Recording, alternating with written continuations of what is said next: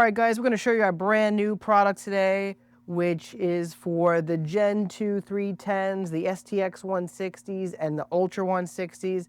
So that's anything with a plastic fuel pump housing. This is our brand new DW fuel pump mod kit. Now, this will work on any of the machines. The only thing that's different is going to be your fuel pressure regulator right here.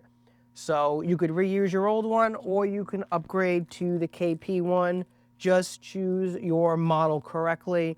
And we definitely recommend the KP one because it will handle the higher flow and it has a fatter O-ring than the original.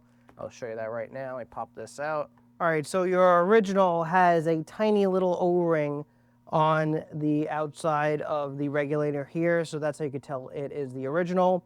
And the KP one has a monster O-ring on the sealing area. So these are definitely better. The big O-ring will handle any blow by the O-ring a lot better than the stock one will with this tiny little O-ring.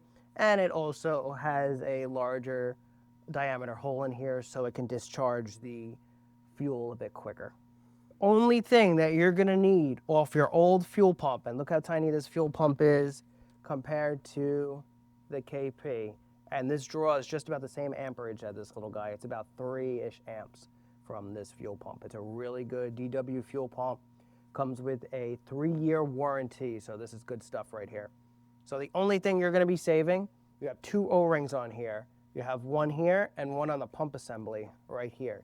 So either of these, whichever one's in better shape, they're never damaged at all, but grab it and you're gonna need this, set it aside. And here's that O-ring right there. It could be black, could be brown, could be green, but save that O-ring. Okay, so the first thing we're gonna do here is we're gonna grab our fuel pump assembly. I took off the float assembly. You guys saw in our other videos how to attach the KP float arm, so I'm not gonna do that here. All this is taken apart. The process is exactly the same. And just talk real quick, why would you want to do this pump upgrade? This fuel pump here only flows 110 liters per hour. And it's pretty pitiful for a supercharged machine. And honestly, even the naturally aspirated stuff, it does burn out as well. It is not made for longevity. So Kawasaki definitely took the cheaper route when they used this little pump. This is literally just the same style pump that was in the older gens. So it's not even anything crazy. They should have stuck with this. And we're just pretty much putting it back in the machine where it belongs. So this will not leave you stranded. This will leave you stranded, and it could actually damage your engine if it does run lean for a long period of time. So it's wise to upgrade to the KP fuel pump mod kit. You could do the KP version or you could do the DW, which I would recommend because it comes with that 3-year warranty and it is definitely a high quality unit. So the KP kit, the DW kit are not interchangeable. This housing is actually different to accommodate the DW pump. It's slightly bigger, and the DW kit sits in there just like that, sticks out just like that. So pretty straightforward. So before we do that, what I want to do is I'm going to replace and upgrade to our KP fuel pressure regulator, and we're just going to install that right in here. Boom, just snaps in just like that. Now this guy here is our adapter that we made for the DW kit. And that little green O-ring that we took off before, we're gonna put that here. Do not use the O-rings that came in the kit. Do not use these black O-rings that came in the kit. You have to use this original O-ring here. If you don't use this, it will leak and it will fail and you will not get appropriate fuel pressure. So just make sure you use this O-ring properly. Now, in order to install this, we have to install the black O-rings on this neck, the feed neck on the fuel pump. So let's add these O-rings here. And there's extra in the kit just in case you lose. They're not for the adapter, so they only go on this feed neck here. And we're gonna get on as many as we can here. All right, I'm gonna do 1, 2, 3, 4, 5, 6, 7, 8. I have 8 on here for now. Let's try the 8 and see what it looks like. All right, I'm gonna put a little oil on the O-rings here. All right, there we go. See, that's down nicely, just like that, and it holds this connector in place, so we're good. So now we're going to install it in this housing here. Make sure we're bottomed out, good. All right, so we gotta figure out the orientation here because it's a little different than our other one. So let's take this, let's work that in. All right, you can see there's a little, see this is definitely level here for the most, it can go down a little bit, but see this is a big space here.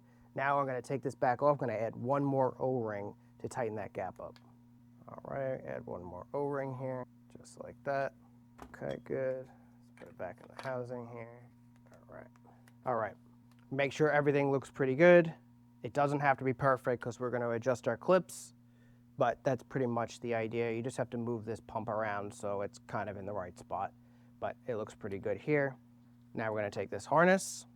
We're going to wrap it around a couple times, just like that, and we're going to plug it in. Heard that click? Pull on it. Make sure everything feels good. Nothing is loose. You do not want that to be loose there. Now we have our clips here. And you might have to bend them, and this, we're definitely gonna have to bend them just to make sure that they contact appropriately. So this one looks good here. I'm gonna put one screw in here. Doesn't have to be very tight for the setup. So just get that in here.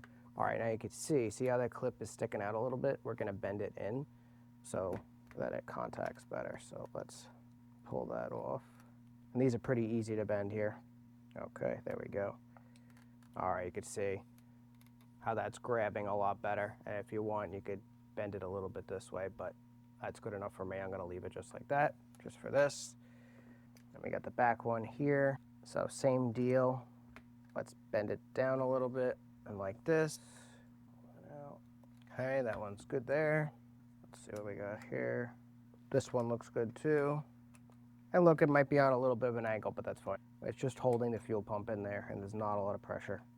Okay, and then our final one, which is right here. Get that right there. All right, that one definitely needs to be bent. Perfect. Okay.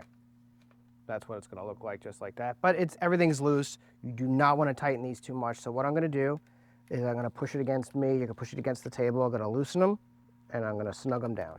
That's it, each one at a time. So loosen it and snug it. All right, this one I don't like. I'm just gonna fix this one real quick. There we go, okay. All right, that's it. Looks good, just like that. We're gonna take our bag. For this, we're just gonna use the fine mesh bag. You can use the coarse bag. Just make sure you use the external filter. Okay, good, that's on, perfect. All right, and now you're gonna have some extra O-rings here. You're not gonna use them, remember? And you can see this thing is heavy duty. It's not going anywhere. So I would totally recommend bench testing, just like in our video. You could take a look on YouTube. This is what our final assembly looks like. Everything looks perfect here. It's super stiff, it's not going anywhere. Just the plastic here is just moving. This is a premium pump now, and it's not something that you have to worry about on the water. I just recommend that just because it's a pain in the neck to get in the 310, just put this in a bucket of mineral spirits and run it for about an hour on a battery, just like we show in our YouTube video, just to make sure everything's good, there's no leaks, because sometimes there's an O-ring in here that can leak, so you can use your other O-ring if that's a problem, and you can pop this housing off. Just make sure there's no leaks where there shouldn't be. There should only be fuel coming out of the regulator here. You know, just make sure everything looks good. Obviously, put your float together like we showed in our other videos, and that is it, and you're ready to roll, guys. Hope you guys enjoyed the video on the Fuel Pump Mod Kit DW version. This is the very best and newest from KP, and this will definitely help you guys with the new Gen 310s, STX 160s, Ultra 160s, to get back on the water as soon as possible and have a super reliable fuel system so that you can go on your long distance runs and not have to worry about anything. But here it is, KP Fuel Pump Mod Kit, DW version, freaking awesome, the best of the best, and no permanent modifications to your machine. So we're ready to go right here.